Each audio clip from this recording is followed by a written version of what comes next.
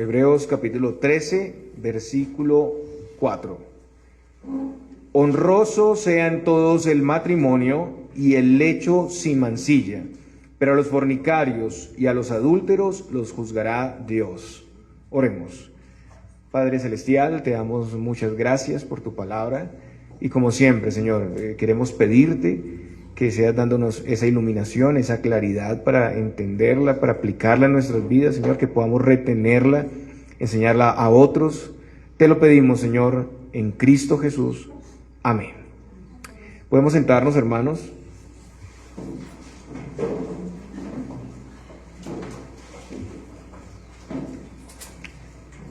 Muy bien, seguimos la exposición consecutiva del libro de Hebreos, como venimos haciendo. Recordemos que esta es una carta sermón, tal vez uno de los sermones más antiguos que tenemos, el libro de Hebreos.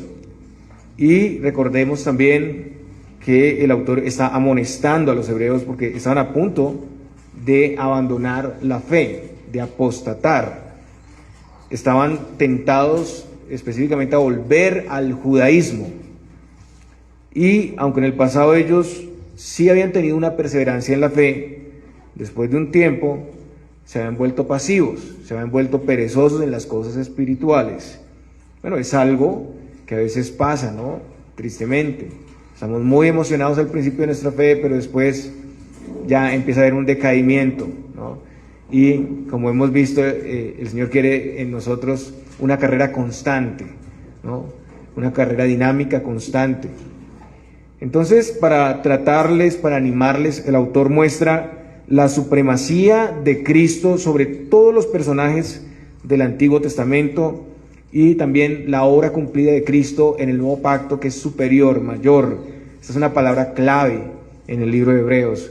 Cristo, su obra es superior, es mayor a todo lo que teníamos en el Antiguo Pacto.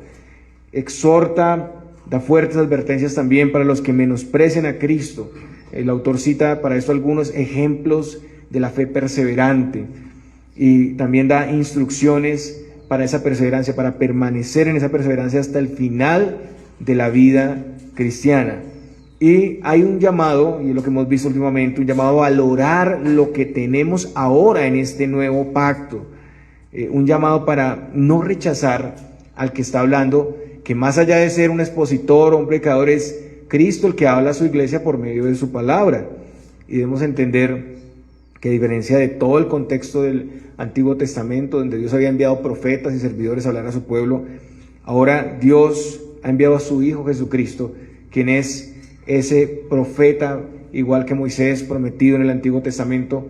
Él es la palabra, el verbo hecho carne, y en estos días nos habla el Señor por su Hijo, y toda la palabra es expuesta a la luz de la obra de Cristo. Entonces debemos estar atentos, porque el que llama es el mismo Señor.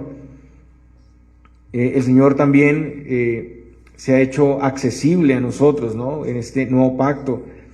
Por eso digo que es un llamado también para valorar lo que tenemos ahora, para mostrar gratitud, servirle con temor y temblor, porque Él es celoso de su pueblo y el juicio va a venir inevitablemente para los que le resisten, para los que le menosprecian. Y hemos llegado al último capítulo del libro, donde tenemos una secuencia de exhortaciones, hay deberes que tienen todos los creyentes y el amor es la base para responder a todos esos llamados. De nuevo, no es un llamado solamente para los ministros, el amor es un llamado para toda la iglesia. Todos hemos sido puestos en el cuerpo de una manera donde todos debemos preocuparnos por la unidad del cuerpo. Somos un solo organismo interconectado y todos deberíamos velar unos por otros, no solamente el pastor de la iglesia, no solamente los ancianos, sino que la iglesia debe preocuparse por lo que sienten los demás miembros del cuerpo y atender esas necesidades en una unidad orgánica. El día de hoy vamos a ver la segunda exhortación, que es en relación a dos cosas: la santidad y la honra del matrimonio. Son los dos puntos que vamos a ver aquí. Y el autor dice, en primer lugar, honroso sean todos el matrimonio. Y bueno, esta es la primera parte, este es solo un pasaje, pero si no, podríamos hacer muchos sermones sobre este pasaje, podríamos quedarnos acá porque la Biblia dice mucho sobre esta institución honrosa del matrimonio.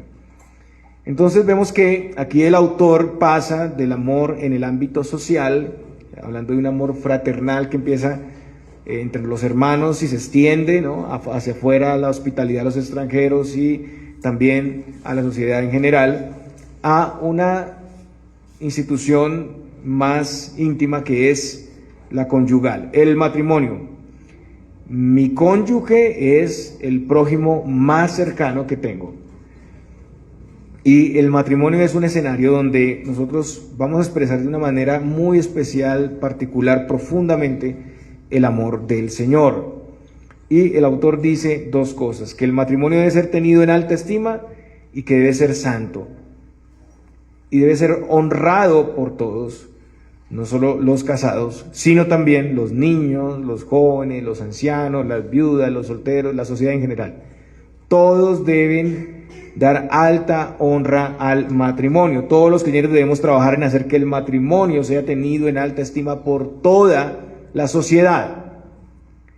Pero en la actualidad, algunos lo ven como algo innecesario, algo sin importancia. A menudo en las mismas iglesias el matrimonio eclesiástico es puesto en el último lugar, es desestimado, no es puesto en alta estima, como dice aquí el autor, que sea honroso. También en algunos matrimonios los mismos cónyuges creyentes están dando un mal testimonio a sus hijos primeramente, a la iglesia en segundo lugar y a la sociedad de lo que es esta institución que Dios ha dado. Y muchos, si al caso lo están considerando, a menudo no están uniéndose bajo los mandatos y propósitos del Señor para el matrimonio. Están uniéndose a no creyentes, se están divorciando por razones ilegítimas. Y sí, el divorcio está disparado en número aún entre creyentes. Muchos no están expresando los roles dados por Dios, no están viviendo una sexualidad santa y no tienen interés, ningún interés en la misión de Dios para el matrimonio. Incluso muchos pues ignoran esa misión. Y a la luz de todo esto y el corazón humano, para muchos no creyentes, el matrimonio es considerado como un peligro, como algo que nadie quisiera tener. Muchos hablan mal del matrimonio, devalúan su importancia en la sociedad. Pero el autor quiere aquí que los hebreos y todos los creyentes en la historia tengan el matrimonio como una institución de profundo valor, de profunda importancia. ¿Y por qué debe ser así? Miremos las razones bíblicas. Primero, porque el matrimonio fue instituido por Dios. Y si Dios lo instituyó, Dios tiene propósitos santos relacionados con el reino de Dios en el matrimonio.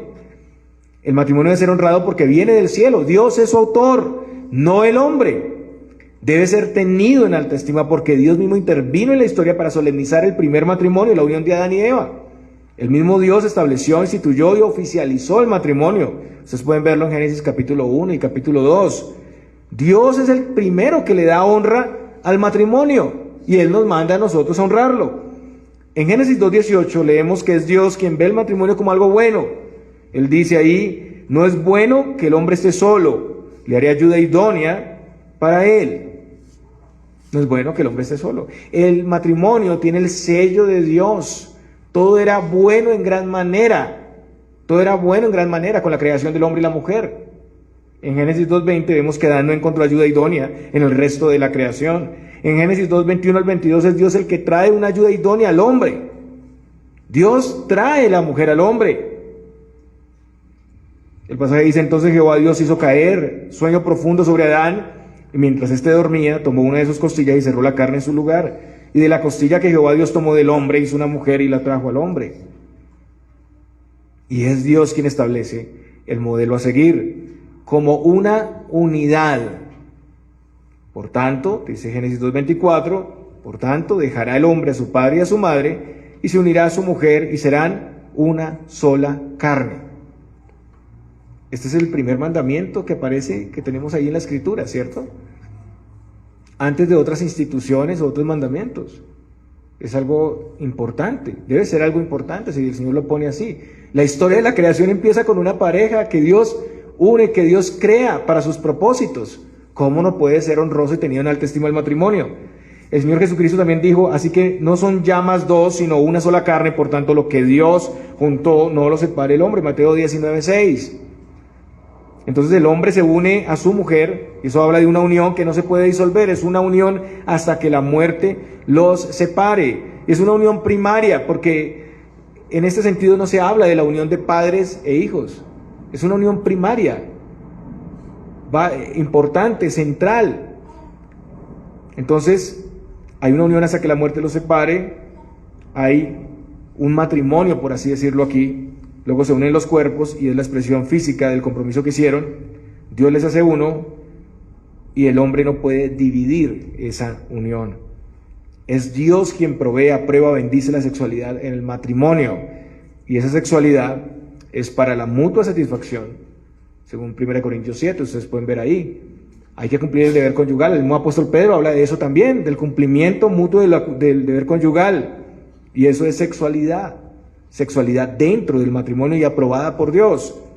También está incluida la procreación, pero no es esencialmente o el único fin la procreación, pero está ahí y es muy importante también, y es Dios quien se opone a romper ese pacto de unidad. El Señor mismo aborrece esos divorcios ilegítimos. Hoy en día muchos están buscando razones adicionales para poderse divorciar. Cualquier cosa puede ser usada, pero el matrimonio no puede disolverse a menos que sea por las razones bíblicas. En segundo lugar, Dios hizo a Eva como una ayuda idónea para Adán. Adán, al estar solo, no podía cumplir la comisión que Dios le encargó. Dios los creó, varón y hembra, a su imagen, como dice Génesis 1:28. Y los bendijo Dios y les dijo: fructificad y multiplicaos, llenad la tierra y sojuzgadla, y señoread en los peces del mar, en las aves de los cielos, y en todas las bestias que se mueven sobre la tierra. Como dice aquí, Dios les encargó una labor que debían cumplir de acuerdo a la forma en que Dios los creó. La multiplicación y la tarea de sojuzgar, de someter la tierra, no se podía dar sin la mujer. Eva fue creada por Dios como esa ayuda idónea o adecuada para cumplir con ese plan de Dios, y el Señor les manda: fructificad, multiplicados, y fue una orden dada para el matrimonio, no fuera de él, pero está incluida en el matrimonio. Uno de los propósitos es multiplicación, es tener hijos. Bueno, hoy en día todo gira alrededor de no tener hijos, todo gira alrededor de cásese y consígase un perrito, ¿cierto? O una mata, no sé, ¿qué más se pueden inventar? Incluso la arquitectura, todos los apartamentos que están vendiendo actualmente, qué triste, son diseñados para una pareja con una mascota. Ya no están construyendo diseñado para una familia grande, no, ni pensarlo. El enfoque es más en algo simplificado, en una sociedad diferente. Y tengan cuidado, hermanos, porque muchos dentro del cristianismo llegan a pensar de esa manera, a sacar a los niños de la ecuación, como si no hubiera propósito ahí del Señor. Ya lo vamos a ver. Además, todo esto es un pacto, hay un acuerdo hecho entre las partes y hay promesas y condiciones y bendiciones. Entonces el matrimonio debe ser honrado porque es un pacto de lealtad delante de Dios. Debe ser honrado porque busca una descendencia para Dios. Malaquías 2 del 14 al 15 dice: mas diréis, ¿por qué? Porque Jehová ha atestiguado entre ti la mujer de tu juventud, contra la cual has sido desleal, siendo ya tu compañera y la mujer de tu pacto. ¿No hizo él uno, habiendo en él abundancia de espíritu? ¿Y por qué uno? Porque buscaba una descendencia para Dios. Guardaos pues en vuestro espíritu y no seáis desleales para con la mujer de vuestra juventud. En este pasaje se estaba juzgando el abandono de las esposas y la unión entre creyentes y no creyentes, yugos desiguales. En el pacto matrimonial, los participantes de ese pacto son el esposo y la esposa y Dios. Tienen que ser creyentes. Es una unión en Dios. Tienen que ser creyentes. Dios es el testigo de esa unión y de guardar sus promesas y condiciones. ¿Cómo van a guardar las promesas y condiciones si uno no adora a Dios? Si uno es enemigo de Dios y el otro es amigo de Dios. No se puede. Va a ser muy difícil, muy complejo. Dios es el testigo de esa unión. Los compromisos que se pactan son la lealtad, el compañerismo y la descendencia para él. Está incluida ahí. No existe matrimonio sin asumir los compromisos del matrimonio que Dios diseñó. Ser desleal con el esposo, con la esposa, es faltarle directamente a Dios. Él es el testigo. Romper el pacto matrimonial con razones egoístas, no bíblicas, es quebrantar la ley de Dios. El Señor une a los cónyuges porque quería una descendencia para él, hijos e hijas a su imagen y semejanza que llenaran la tierra. Hay un primer propósito que es llenar la tierra y tiene que ver con la reproducción, pero también Dios quería una descendencia para él. Y en cuanto a la descendencia, el propósito es mucho más profundo. El Señor desea hijos e hijas que no solo reflejen su imagen en la tierra como creación de Dios, sino una descendencia de creyentes, hijos de Dios por medio de la fe en Jesucristo. ¿Y cómo se consigue eso? Educando a la simiente de Dios, educando a nuestros hijos para que sirvan a Dios. Y hay que empezar temprano, hay que hacer toda una tarea. Lo triste es que a veces nosotros juramos, acá prometemos delante de Dios en el bautismo muchas cosas. Hasta la congregación es llamada al compromiso para ayudar a los padres, pero en el camino ya no oramos en la casa, ya no somos testimonio para nuestros hijos, no le enseñamos la palabra de Dios, ya ni catecismo, nada. Nos importa más la educación secular, común. Estamos pensando mucho en eso, pero estamos dejando de lado la enseñanza y la instrucción de nuestros hijos. Y todo esto es integral. Necesitamos educarlos también, pero necesitamos también instruirles en la palabra de Dios. Y si abandonamos eso, vamos a ver respuestas muy rápido, porque el mundo sí sabe cómo educarlos. Ellos sí van a enseñarles quién es su Dios y los van a preparar para vivir una vida terrible. Entonces, hermanos, en resumen, el matrimonio debe ser honrado primero porque fue creado por Dios con propósitos especiales. El mismo Dios estableció, instituyó y oficializó el matrimonio. Entonces, Dios es quien primeramente le da honra. Ahora, de acuerdo a lo que hemos visto, ¿cómo se deshonra? Se deshonra cuando se rechaza a Dios que lo estableció. Sin la presencia de Dios, sin su palabra, sin fe, sin iglesia, el matrimonio no puede ser lo que fue originalmente. Segundo, el matrimonio debe ser honrado porque Dios lo establece como algo bueno en su propósito. Se deshonra cuando se ve como algo malo, como una carga sin propósito y se prefiere vivir sin la bendición de Dios y en fornicación y adulterio. Muchos prefieren ir a vivir así, en adulterio, en fornicación. El matrimonio debe ser honrado porque es Dios quien establece el modelo a seguir, como lo vimos, como una unidad, un pacto de compañerismo que nadie debería romper, que es hasta que la muerte los separe. Entonces se deshonra el matrimonio cuando no se busca la unidad con un cónyuge creyente, cuando los creyentes se casan con otros sin considerar su fe, o cuando se abandonan los votos y hay un divorcio ilícito. Cuarto, el matrimonio debe ser honrado porque es Dios quien al crear la raza humana está proveyendo las diferencias que hay entre un hombre y una mujer. El matrimonio solamente es entre un hombre y una mujer, la sexualidad es solamente entre un hombre y una mujer, para cumplir con el propósito que es la mutua ayuda para sojuzgar y someter la tierra, la mutua satisfacción y una descendencia para él. Se deshonra el matrimonio entonces cuando no se trabaja de acuerdo a los roles de cada uno para guardar la tarea o el trabajo encargado por el Señor, y no se busca cumplir con ese propósito de Dios en la tierra. No se quiere ni se desea ni tener hijos, ni tenerlos para Dios. Entonces se pierde todo el propósito. Tenemos hijos también, tal vez en otra disposición, pero no pensando en el propósito de Dios. Ahí se deshonra el matrimonio. Y quinto, debe ser honrado porque es un pacto delante de Dios. Dios es el testigo, ¿cierto? Él es el testigo de la unión, de guardar los propósitos y las condiciones, pero se deshonra cuando no se toma como un compromiso pactual, donde Dios está involucrado. Sacamos a Dios de la ecuación y quedamos ahí, y quedamos perdidos. Si es difícil sobrellevar un matrimonio con Dios, ¿cómo es sin Él?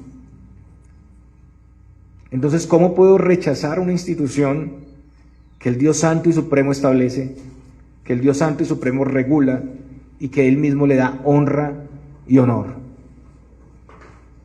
El Señor manda a los hebreos, aquí, a todos los creyentes también, nosotros incluidos, a considerar que el matrimonio es importante en la sociedad, que tuvo su origen en Dios y no en el hombre. Algunos tendrán un don especial para contenerse. Eso lo dice también la Escritura, 1 Corintios 7. Trata sobre ese tema, el matrimonio.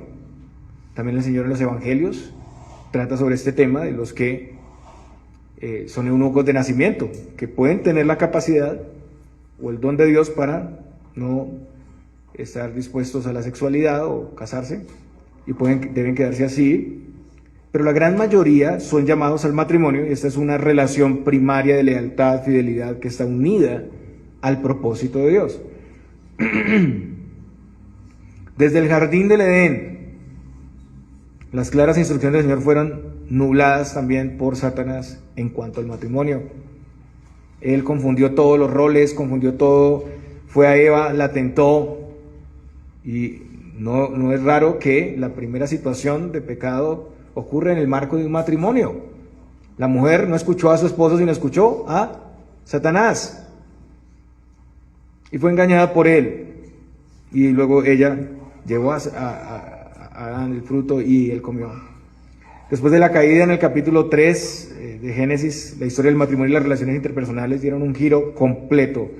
Cuando Adán y Eva desobedecieron, el pecado y la muerte y la condenación entraron al mundo, la relación con Dios quedó completamente quebrantada, la imagen perfecta del Señor en el hombre quedó distorsionada por el pecado. Cada persona nace en ese estado de corrupción, y así la vida conyugal se vuelve compleja, afectada. La falta de lealtad y fidelidad, la autosatisfacción, el egoísmo reemplazan ese vínculo santo que había, y viene la confusión en todo sentido. En Génesis capítulo 6 la maldad era mucha en la tierra, y eso incluía el matrimonio. Los creyentes llegaron a unirse con no creyentes. La simiente santa unida con la simiente que no era de los hijos de Dios, y viene el juicio. ¿Cuál es el juicio? El diluvio. Dios determina destruir toda la tierra. Los hijos de Dios se llegaron a las hijas de los hombres. Eso quiere decir creyentes, no creyentes, unidos. Y hay un diluvio. Es grave, es fuerte el juicio de Dios. En Génesis 18, Dios envía un juicio contra las personas de Sodoma y Gomorra y hace distinción entre Lot y sus hijas y los habitantes de esa región. Y Dios expone la dimensión, la magnitud del castigo que merece una desviación a su propósito para la sexualidad entre un hombre y una mujer, por la sodomía. Dios muestra con claridad cuál es la sexualidad bíblica y interviene en la historia, en un juicio terrible sobre la ciudad de Sodoma y Gomorra. Para el tiempo de Moisés, algunos israelitas empezaron a abandonar a sus cónyuges que quedaban en una terrible situación, abandonadas y desprotegidas, y en esto el propósito de Dios con la familia y una descendencia para él estaba en riesgo, porque es por la familia que el Señor determinó que vendría el Mesías, por la descendencia, por la multiplicación. Entonces hay una carta de divorcio, un documento dado por Moisés, una provisión para prioritariamente evitar el divorcio, y en el caso que no hubiera conciliación, permitir el nuevo casamiento. Pero el fin principal de esa carta de divorcio no era en sí buscar el divorcio. La carta de divorcio mostraba al cónyuge que no podía volver a tomar a esa mujer, mostraba que él renunciaba completamente a esa mujer y la dejaba libre para volverse a casar, y pues los hombres no iban a firmar la carta al final, iban a desistir, los llevaba al arrepentimiento, a la contrición, pero fue por la dureza de su corazón en ese momento. Moisés hizo esa concesión, lo permitió, no lo mandó, no era lo ideal, no era lo que Dios deseaba. La carta de divorcio evitaba que la mujer quedara más bien abandonada, desprotegida, le permitía volverse a casar. Pero la idea original del mandamiento tenía precisamente el propósito de evitar el divorcio, buscaba la reconciliación. Para el tiempo del Señor, los israelitas, apoyándose en la carta de divorcio, repudiaban a sus mujeres, pero se dice acá por cualquier cosa, o cualquier cosa indecente que ellos interpretaron como a su acomodo caprichoso. La mujer no podía divorciarse por ningún motivo, pero los hombres llegaron a pensar que podían hacerlo por cualquier razón, rompiendo así el pacto de lealtad y compañerismo delante del Señor. Y la respuesta del Señor es que por la dureza del corazón se dio la carta de divorcio. No fue así al principio, no fue mandado por Dios, sino más bien fue una regulación a ese mal que estaba dándose para no llegar a una situación peor. Y fue una concesión de misericordia en el bien de la familia y la mujer. Ahora, si van conmigo al Números 25, los versículos del 1 al 3, vemos que el pueblo empezó a fornicar con las hijas de Moab, y ellas llevaron al pueblo a participar en la idolatría a Baal Peor. Números 25, del 1 al 3.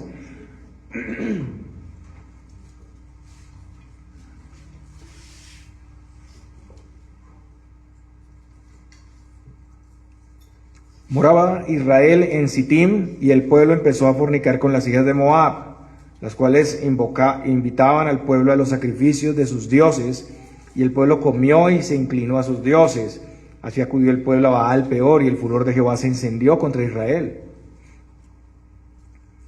En el Nuevo Testamento tenemos un reflejo de esta situación en 1 Corintios 18. Pablo recuerda esto que pasó en el desierto. Y murieron 24,000 personas, dice Números 25:9. 24,000 personas murieron por fornicar. Por fornicar. A causa de la fornicación, a causa de la idolatría, porque están uniéndose a un pueblo pagano, del yugo desigual, Dios estaba irado y vino un juicio de Dios. Ahora, al conquistar la tierra de Canaán, los israelitas desobedecieron a Dios y fracasaron al no mantener la distinción entre ellos mismos y las personas de Canaán. De nuevo, se casaron con personas de esos lugares que no reconocían al Dios verdadero. Lo mismo más adelante, después del cautiverio. Ese es un caso particular en Esdras capítulo 10, donde aquí Dios exige a algunos del pueblo que se divorcien porque se han casado con esposas paganas. Es un caso único. Dios manda a hacer el divorcio. En este caso, no vemos el aborrecimiento, sino que era legítimo que se hiciera este divorcio porque se habían unido a mujeres paganas. Y es un caso particular, excepcional. Eso fue después del cautiverio. También Malaquías señala este mismo pecado, pero donde algunos incluso habían dejado a sus esposas creyentes para unirse a mujeres paganas. O sea, estaban ya casados con su esposa creyente en yugo igual y las dejaron para unirse a esposas no creyentes. Malaquías 2:11. Dice, prevaricó Judá y en Israel y en Jerusalén se ha cometido abominación, porque Judá ha profanado el santuario de Jehová que él amó y se casó con hija de Dios extraño. Dios estaba molesto por eso, porque buscaba, como vimos en Malaquías 2:15, una descendencia para él. Al divorciarse de mujeres creyentes para unirse a mujeres paganas, no se cumplía ese propósito, se perdía el propósito. Tendrían hijos, pero habían con esto imposibilitado la tarea de crear descendencia para Dios, porque era más difícil edificar una descendencia con padres divididos en doctrina, en adoración y en el Dios que adoraban. Pero desde el principio, hermanos, Dios estableció el matrimonio y sus términos, y Él ejecutó juicios sobre los que no lo honraron. Esto es algo que se ve por toda la Biblia.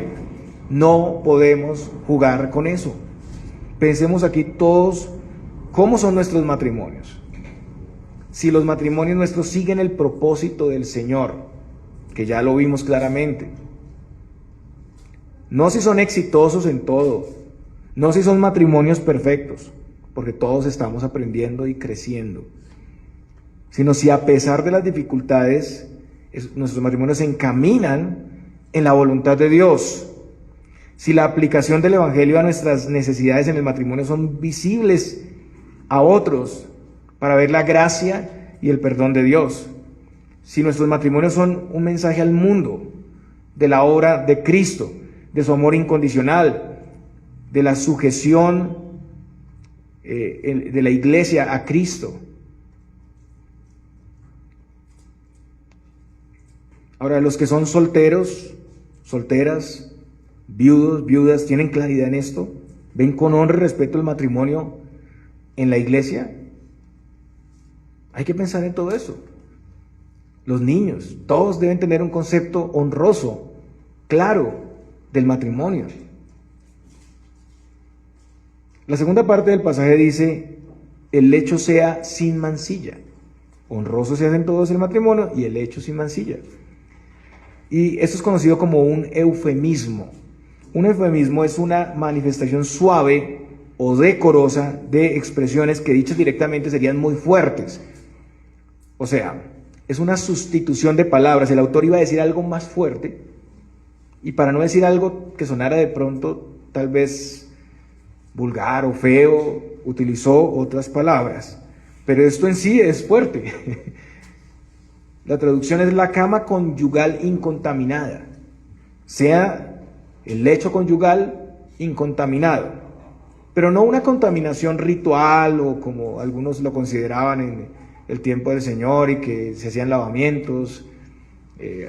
No en ese sentido, sino en el sentido de traer al matrimonio cosas perversas, depravadas, para vivirlas dentro del matrimonio. Otras versiones dicen la fidelidad conyugal, mantener la pureza de las relaciones matrimoniales. Entonces el autor del libro de Hebreos, inspirado por Dios, tal vez tenía en mente algo que iba a ser muy fuerte y que iba a golpear muy duro, que estaban haciendo en ese tiempo posiblemente, pero mejor lo dijo en estas palabras. Y es un llamado también a nosotros para mantener nuestra vida marital libre de impureza o pecado. En 1 Tesalonicenses 4, del 2 al 5 dice algo similar. Dice, porque ya sabéis qué instrucciones os dimos por el Señor Jesús, pues la voluntad de Dios es vuestra santificación, que os apartéis de fornicación, que cada uno de vosotros sepa tener su propia esposa en santidad y honor, y no en pasión de concupiscencia como los gentiles, que no conocen a Dios. Los gentiles son el resto del mundo, los que no son creyentes. ¿Cómo viven las personas que no temen a Dios la sexualidad en sus matrimonios? Ellos se casan también, pero ellos viven vidas, a veces, no estoy diciendo de todos, pero por lo general, vidas depravadas, pornografía, lascivias de todo tipo. Es hasta vergonzoso citar todo lo que hacen, y el apóstol Pablo a los Efesios también habla de esto. Lo que hacen en las tinieblas es vergonzoso.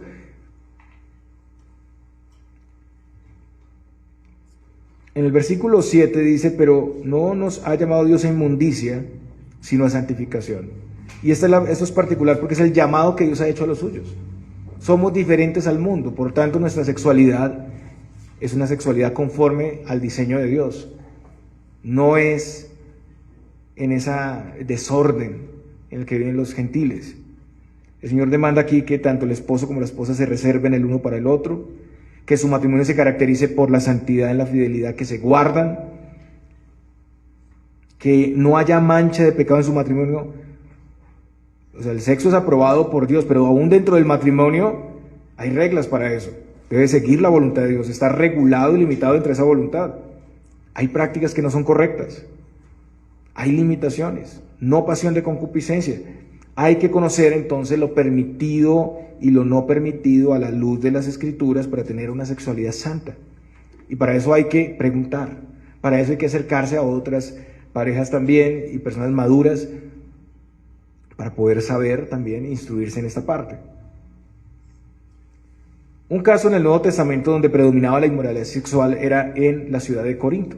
Ustedes saben, hace un tiempo expusimos las dos cartas de Pablo a los Corintios, y veíamos que llamaban en este tiempo corintizarse a perderse en la depravación sexual.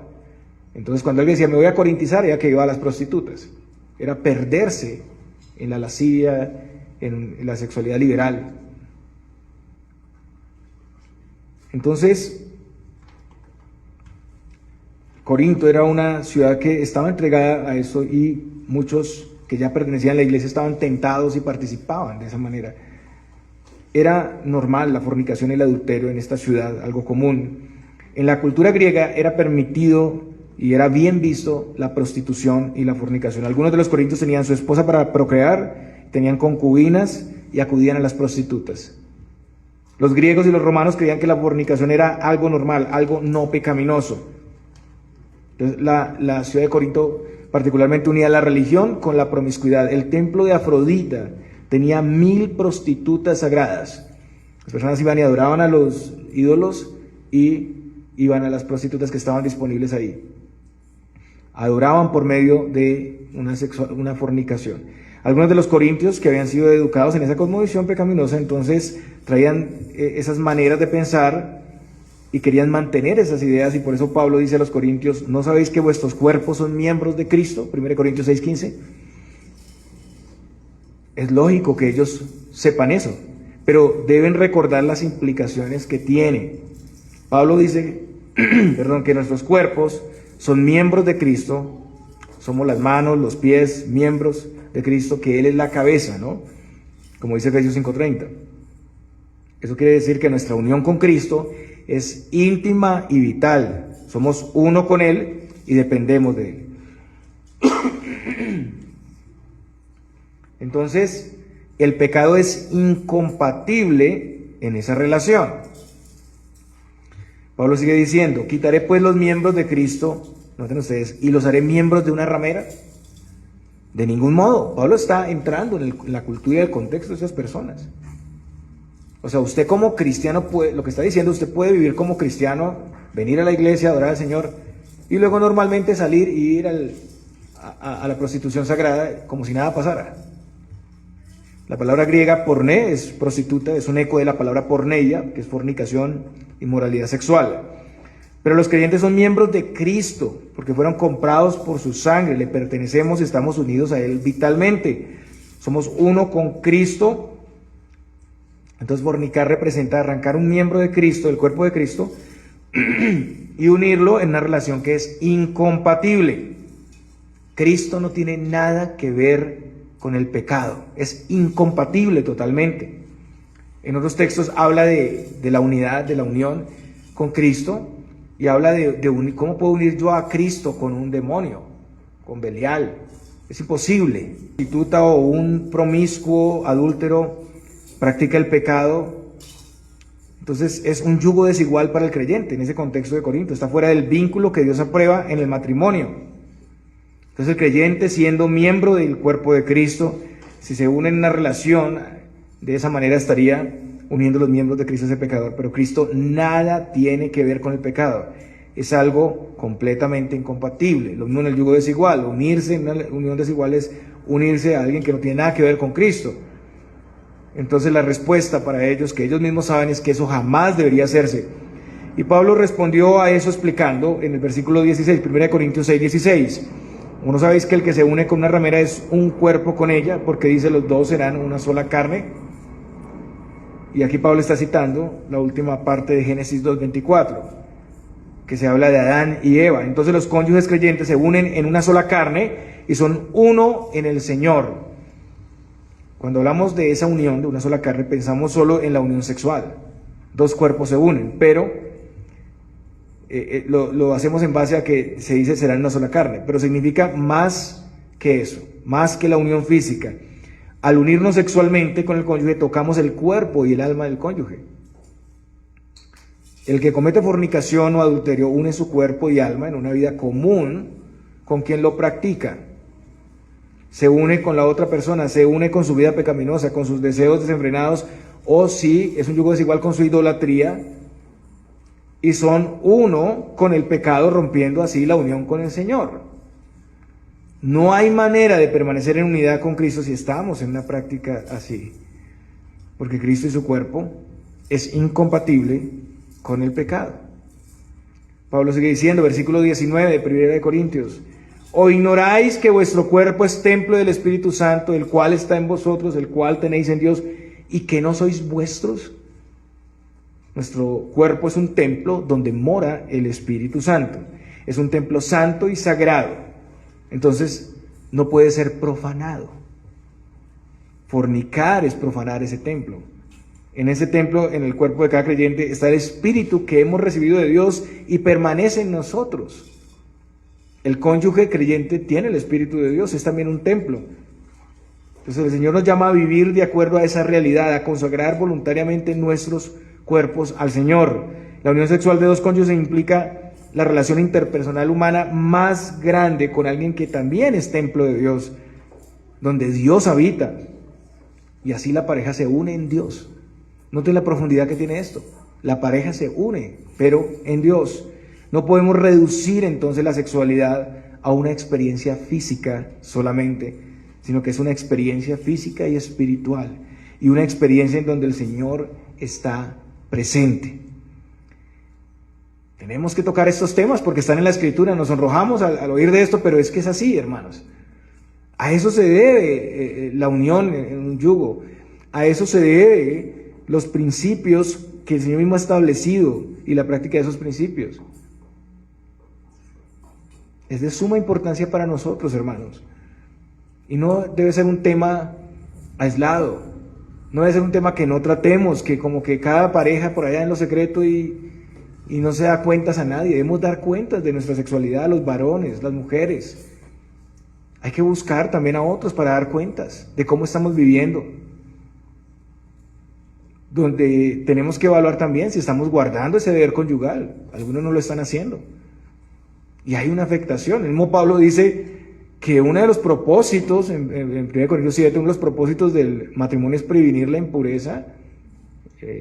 Bueno, estoy deduciendo lo que dice ahí, la fornicación. Por causa de las fornicaciones, cada uno debe tener su propio cónyuge. Y para que no los tiente Satanás. Mantener unidos para que no los tiente Satanás. Entonces hay un riesgo en una sociedad sensual entregada a la fornicación, muy similar a la de Corinto, donde estas cosas son comunes, esos pecados son comunes, que nosotros, por más que estemos resguardados, podamos ser tentados. Varones, pongamos cuidado de lo que estamos viendo en televisión. Cuando se quedan ustedes de noche, tal vez viendo, canaleando, hay que tener mucho cuidado, hermanos. El celular, la cantidad de información que viene por ahí, las redes sociales, porque eso empieza por ahí. Pero no nos damos cuentas entre los mismos cónyuges, mucho menos en la iglesia buscar consejeros o buscar al pastor. ¿Y en qué termina eso después? Un adulterio. Fácilmente. Si no es que, pues ya, como sabemos, el Señor lo explicó, podemos adulterar también en el corazón. Y muchos, aún en iglesias, están sumidos en el adulterio. Y hombres casados, mujeres casados, abandonan a su cónyuge para entregarse a la pornografía. Pero tenemos que hablarlo, hermanos, porque eso es una esclavitud terrible. Y los que han caído en eso están sufriendo, son esclavos, no pueden parar. Necesitan ayuda, necesitan consejo, necesitan ser tratados y sanados y restaurados. Entonces, hermanos, es un llamado urgente a la santidad en nuestros matrimonios. Que no piense ninguno que pueda acariciar un poco el pecado de la fornicación y salir ileso. El que lo practica sufre, además de todo, la ruina para seguir en su pecado. Proverbios 29:3 dice: mas el que frecuenta rameras perderá los bienes. Hay personas que asisten a la iglesia y tienen problemas con esto. A las iglesias, no estoy hablando de un caso en particular que conozco, pero sé que hay en adulterios y los mantienen por mucho tiempo. Hemos escuchado de grandes predicadores incluso que han caído en adulterio, pastores que han abandonado a sus esposas, rompiendo el pacto y la lealtad que tienen con su cónyuge y han ido detrás de otras mujeres, hasta no creyentes. Esto es común, hermanos, no es algo ajeno a nosotros. No pensemos que ya por estar en iglesia y haber firmado membresía, entonces estamos exentos de todo eso. Proverbios 2:18 dice: por lo cual su casa está inclinada a la muerte y sus veredas hacia los muertos. Todos los que a ella se lleguen no volverán, ni seguirán otra vez los senderos de la vida. La relación con una prostituta es temporal, egoísta, es degradante, sin amor, sin responsabilidad. También la unión que experimentan los que no están unidos en matrimonio es una mentira. La fornicación es una unión que no simboliza el amor, la fidelidad, sino la lujuria, la pasión desordenada, la promiscuidad. Escuchamos a veces de parejas así, que son temporales y cambian de pareja muy rápidamente y se van a vivir con su pareja y no pasa nada. Y cada vez están más vacíos y más tristes. Hermanos, nuestros matrimonios tienen que ser un testimonio para esas parejas, para esas personas, para que se vuelvan al Señor. También hay sufrimiento emocional, sensación de culpabilidad, temor, desilusión, insatisfacción, desesperanza, tristeza, amargura, soledad, crisis existencial, esclavitud y muerte. El hombre que practica la fornicación, la mujer que practica la fornicación se está autoengañando. Ya sea que no se haya casado y esté en fornicación, viviendo de esa manera ocasionalmente, porque esa es la excusa a veces, no, pero es que no es frecuente, se está engañando. Todo eso se opone al propósito de la relación matrimonial diseñada por Dios. No hay unidad, hermanos, entre el pecado y la santidad. A diferencia de esto, en la relación matrimonial, el cónyuge no solo es un compañero sexual, sino es un hermano y una hermana en Cristo. Usted está acercándose en ese vínculo conyugal a una hermana, a un hermano. ¿Ustedes saben lo que representa esto? El respeto que implica eso cuando ya hablamos en la sexualidad. es un hermano que pertenece a Cristo. En el matrimonio cristiano la mujer y el hombre son cuerpos santificados, apartados. Ambos cónyuges están unidos en la voluntad del Señor. Esta es la diferencia en unirse con un fornicario o fornicaria, que te harías uno, con enemigos y enemigas de Dios, que rechazaría la voluntad del Señor, que idolatrarías el placer egoísta y banal, y que te estarías engañando a ti mismo. Contrario a eso, nuestros matrimonios deben reflejar la lealtad, sacrificio, amor incondicional, sujeción y respeto. La sexualidad santa es edificante, es reveladora, debe ser promovida y motivada para bien del matrimonio. Además de todo esto, cada creyente soltero o casado debe tener una alta estima del matrimonio, porque el matrimonio es usado como figura de la unión de Cristo y su iglesia. Dios describe su relación con nosotros en términos de matrimonio. Nosotros como su pueblo somos la esposa y Él es el esposo. Isaías 62:5 dice, pues como el joven se desposa con la virgen, se desposarán contigo sus hijos. Y como el gozo del esposo con la esposa, así se gozará contigo el Dios tuyo. Segunda de Corintios 11:2 dice, porque os celo con celo de Dios, pues os he desposado con un solo esposo, para presentaros como una virgen pura a Cristo. El Señor nos ama, cuida, protege, provee, sirve, guía, enseña. Nos ama tanto que dio su vida por nosotros. Así debe ser el amor de los esposos para las esposas. El Padre envió a su Hijo, el esposo perfecto, para recibirnos, para desposarnos. El Hijo pagó el precio, la dote, así como en el Medio Oriente se pagaba este valor. El esposo pagaba una dote por su novia, pues Cristo pagó al precio de su propia vida. El Señor hizo pacto con nosotros como un esposo con una esposa. Pueden leer Ezequiel 16:8 que habla sobre eso. Ya en sus casas pueden leerlo, todo el contexto. Nosotros éramos infieles, éramos desleales, éramos enemigos, y el Señor pagó el precio por nosotros y nos compró. Con su sangre nos limpió, nos santificó como una virgen para casarse. Nos dio vestidos nuevos, blancos, resplandecientes, y nos dispuso para ser suyos para siempre. Ahora, si estamos en este pacto, nadie nos podrá separar del amor de Cristo. Es un amor incondicional y eterno. Esto es muy elevado, hermanos. Cuando tenemos matrimonios saludables, honrosos, estamos reflejando el amor de Cristo por los suyos. No honrar el matrimonio guardando esos propósitos que glorifican a Dios dejará a las personas bajo juicio. El autor dice, pero a los fornicarios y a los adúlteros los juzgará Dios. Para el mundo la sexualidad no tiene que ver con Dios, no tiene que ver con la fe, no implica el alma y el espíritu, sino solo el cuerpo. No implica unidad, no implica compromiso, no implica amor bíblico, no tiene relación con la fe y la iglesia. Si quitas todo esto, no hay nada. No hay nada. Lo ven como diversión, no como pecado, pero ante los ojos de Dios, las uniones sexuales ilícitas y todo tipo de acto inmoral antes o después del matrimonio son pecado y merecen el justo juicio de Dios. El que practica ese pecado y no se arrepiente, el que rechaza la voz de Cristo y permanece así, recibirá condenación. Mire lo que dice 1 Corintios 6 del 9 al 11. ¿No sabéis que los injustos no heredarán el reino de Dios? No erréis, ni los fornicarios, ni los idólatras, ni los adúlteros, ni los afeminados, ni los que se echan con varones, ni los ladrones, ni los avaros, ni los borrachos, ni los maldicientes, ni los estafadores heredarán el reino de Dios. Pero escuchen bien esto. Y esto erais algunos, mas ya habéis sido lavados, ya habéis sido santificados, ya habéis sido justificados en el nombre del Señor Jesús y por el Espíritu de nuestro Dios. Algunos de los corintios habían vivido así. Esta es una clara evidencia de que ellos visitaban prostitutas, iban a los templos donde había prostitución sagrada y vivían estas vidas, estas lascivias. Antes no conocían los propósitos y la voluntad del Señor. Vivieron así, en orgías, en cosas horribles, abominables, pero ya no. Ya no, ahora son creyentes, ya han sido lavados, santificados, justificados, y por eso no deberían practicar esos pecados. Pero si lo han hecho, el llamado para ellos, en ese momento por Pablo, el llamado para la iglesia es el arrepentimiento. Debemos recordar que nuestro estatus de hijos nos llama a mantener nuestros matrimonios en santidad. ¿Y cómo mantenemos esa santidad? Conociendo el diseño de Dios, los propósitos de Dios para el matrimonio. porque fue establecido por Dios. Los solteros, hombres y mujeres, viviendo en castidad, no buscando yugos desiguales, preparándose para el matrimonio. Es que volteamos las cosas al revés y le damos vueltas y cambiamos todo para que se ajuste a lo que queremos. Pero el llamado de la palabra de Dios es muy claro.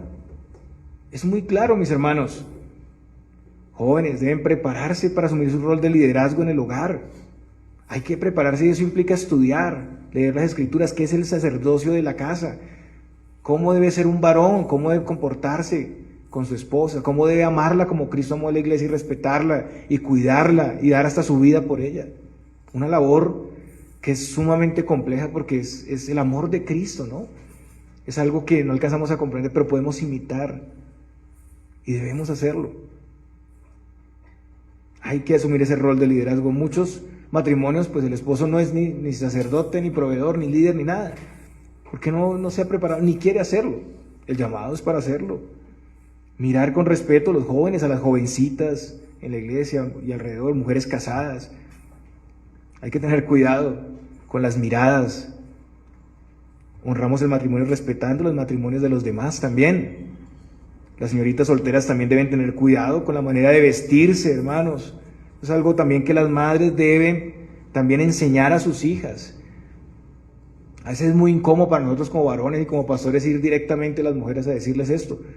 Pero a veces el tema de escotes, de ropa muy ajustada, ropa que ya sabemos que va a provocar ciertas circunstancias. Entonces, miremos, enseñemos, las madres enseñando a sus hijas cómo deben vestirse. Ahora, no en un extremo tampoco, porque entendemos que a veces la idea es más superficial, ¿no? Y esto es algo del corazón. Pero lo que está en el corazón debe estar conectado con lo que viene externo. Prepararse para ser una mujer virtuosa, preparar a sus hijas para ser mujeres virtuosas. Ustedes deben hacer ese trabajo. Enseñarles la castidad, que es algo es algo valioso, que no es como algo anticuado, que no es algo malo, sino algo valioso. Desde niñas deben ser instruidas, explicarle a los varones también cómo portarse, explicarles sobre la sexualidad. ¿Qué dice la palabra de Dios del matrimonio? ¿Qué dice de la soltería? Y si tienen el don de continencia, preparándose para vivir de esa manera. Hay personas que no tienen eso, pero pretenden vivir así. ¿Y qué va a pasar? Pues la crisis, va a venir el pecado. Si no pueden contenerse, deben casarse.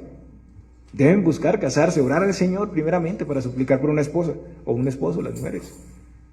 Si eres casado, estás reservado solo para tu cónyuge. Y recuerden que el adulterio no es solamente físico, sino emocional. Empieza por relacionarse demasiado con otra persona que no es su cónyuge. Si usted llega a encontrar esa amistad, confianza que solamente tiene con su cónyuge, usted está ya dando un paso hacia el adulterio emocional. Todo eso hay que mirarlo, hermanos. Y dentro del matrimonio, buscando la satisfacción solo de tu cónyuge, cumpliendo el deber conyugal para evitar ser tentados. Evitar huir del matrimonio. Muchos que están haciendo la maleta desde que se casaron, ¿no? Tienen las maletas ahí en la puerta de la casa y me voy. Y ya me voy a ir, y ya me voy a ir, una amenazadera. Hay que tratar las situaciones. No es huir. Ya estás ahí, ya tienes que tratar con ese cónyuge. ¿Quieres saber si esa es la persona? Muchos dicen, no, es que me casé con el que no era. No, si ya en la providencia del Señor te dio esa esposa, esposo, ese es el que debes amar. A ese es el que debes respetar, mujer, y sujetarte, porque es la figura de Cristo ahí para ti. Y a esa es la que debes amar hasta la muerte y dar tu vida por ella, varón. Esa es, Dios te la puso ahí para que la amaras. Los años van a pasar, todos vamos a envejecer, nos vamos a volver feitos, ¿cierto? Y tenemos que amarnos así. Y un día nos despertaremos también odiando a nuestro cónyuge porque hay algo que no nos gusta y toca tratarlo. Y ahí es donde se ve el amor realmente. Ahí empieza realmente. Evitar huir o divorciarse, hermanos. Eso es muy importante. Es un gran testimonio para nuestra sociedad, para nuestros hijos. Asumir los roles correspondientes. Trabajar en nuestros hijos para formar una descendencia para Dios. Hermanos, es algo incorrecto y hasta fraudulento casarnos para pretender vivir como solteros. Algunos se casaron y quieren vivir como solteritos. Les gusta la vida de soltero, no tengo que cumplir mis obligaciones ni conyugales, ni de ningún sentido, ni roles, ni nada de esas cosas. No tengo que ser sacerdote en mi casa. Un gran error. No están honrando el matrimonio. Si el esposo o la esposa no buscan una descendencia para Dios, si no oran con y por sus hijos, si no les conducen ni animan a vincularse a la iglesia del Señor por todos los medios, no están honrando el matrimonio. La falta de amor, la falta de respeto, todo eso es visto. No podemos tampoco justificarnos en la misma espiritualidad para abandonar los deberes conyugales. A veces muchos ven la intimidad como algo malo, como algo pecaminoso, pero dentro del matrimonio no es así. Pero hermanos, en fin, para todo esto hay que escudriñar las Escrituras, conocer lo que es agradable al Señor y solicitar ayuda. Tenemos que pedir ayuda. Y si no hemos dado la honra de vida al matrimonio después de escuchar todo esto, hoy, como en el tiempo de los hebreos, es un llamado al arrepentimiento. No es tarde para ninguno, hermanos. Usted está escuchando hoy esta enseñanza, no es tarde para usted. Necesitábamos familias fuertes, creyentes con una cosmovisión clara que honre el matrimonio para tener iglesias fuertes que traigan un impacto eficaz en la sociedad.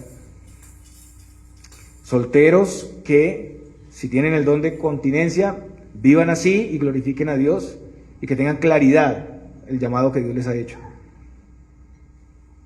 El autor de Hebreos consideró esto importante, lo incluyó aquí, importante y fundamental para la iglesia y para la sociedad. ¿Cómo nosotros lo vamos a desestimar? Como receptores de esa salvación tan grande, una de las cosas que se espera es que todos guardemos el propósito del Señor en el matrimonio. Y tenemos en este nuevo pacto todo lo necesario para hacerlo, hermanos. Nuestros matrimonios y familias, escuchen bien, deben dar un mensaje sin palabras, aunque van a ir palabras también, pero sin palabras, que refleje ese propósito de Dios en el mundo. A veces solo permaneciendo juntos se hace mucho. Evelyn James dijo lo siguiente: en nuestro matrimonio le decimos a la próxima generación cómo parece el sexo, el matrimonio y la fidelidad para los cristianos.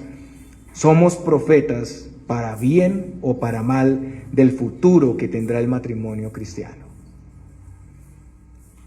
Hermanos, nosotros estamos dando un mensaje a la futura generación.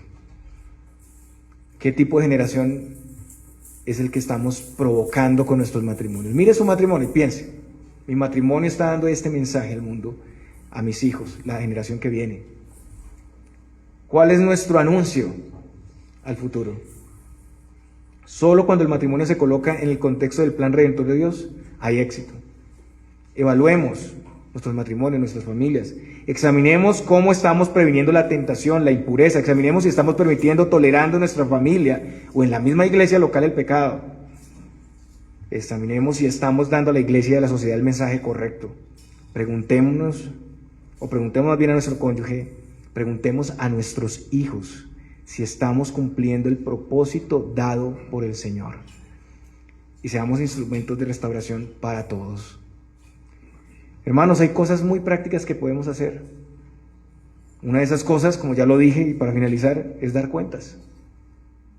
Demos cuentas a otros, solteros, solteras, casados, divorciados, viudas. Demos cuentas a otros de nuestra vida sexual, de cómo o qué concepto tenemos de la sexualidad y qué situaciones o necesidades tenemos de ayuda con la palabra de Dios en esas áreas. Busquemos a otros creyentes para consultar, para orar juntos por esas situaciones. Y escudriñemos el propósito de Dios, porque si no conocemos lo que el autor del matrimonio desea para el matrimonio, ¿cómo vamos a saber?